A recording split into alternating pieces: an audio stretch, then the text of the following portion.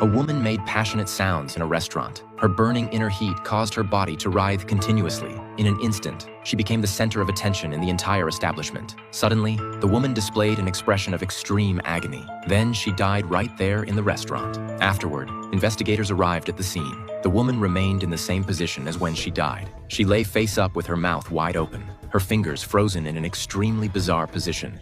Half a cucumber remained on the plate at her table. Her purse contained no valid identification, but inside was a bottle of asthma spray. It appeared the deceased suffered from asthma. On the chair beside her was some white powder, likely rubbed off from some customer's pants.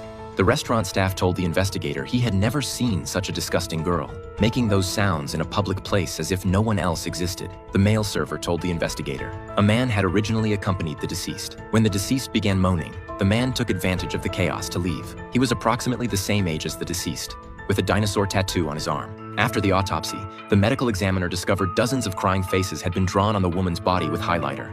Even her buttocks hadn't been spared. She couldn't have done this herself. The cause of death was aortic aneurysm, rupture triggered by excessive excitement. Her pupils were dilated, breathing rapid, endorphins and oxytocin continuously elevated. These signs indicated the deceased had reached extreme pleasure. In the deceased's blood sample, the medical examiner detected high levels of catechol. Catechol has components somewhat similar to certain illicit drugs, likely some kind of new designer drug. Through testing, the medical examiner discovered someone had replaced the medication in the woman's asthma spray. A fingerprint remained on the medicine bottle, but it failed to match anything in the database. The medical examiner also tested the white powder on the chair, discovering it was tooth fragments from a 4-million-year-old mastodon. Such fragments would only appear in museums. The investigator immediately went to the museum where he indeed found a mastodon skeleton specimen. One staff member had a dinosaur tattoo on his arm, matching the restaurant server's description perfectly. Facing questioning, the man explained he was a college student who had met the deceased at a school party the previous night. The school held an annual couples matching event, selecting partners through a lottery system. That night, he happened to draw the deceased,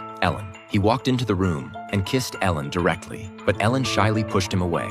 After spending the night together, the next day he brought Ellen to the restaurant, intending to deepen their connection. Who knew Ellen would suddenly start moaning? The embarrassing scene prompted him to leave quickly. The man insisted Ellen's death had nothing to do with him. The previous night when they were together, Ellen seemed completely normal. Except for frequently using her asthma spray, investigation revealed Ellen's school had a pharmaceutical research center, recently developing a drug to enhance desire. The drug's raw material was precisely the catechol found in Ellen's body. The medical examiner tested the replaced asthma spray, finding it indeed contained large amounts of catechol. This bottle of medication apparently came from the school. Those who could easily access the drug could only be students participating in research clinical trials. One female student stated, she really liked this drug, consumed an entire bottle. Her boyfriend didn't get out of bed for a week. The investigator obtained the student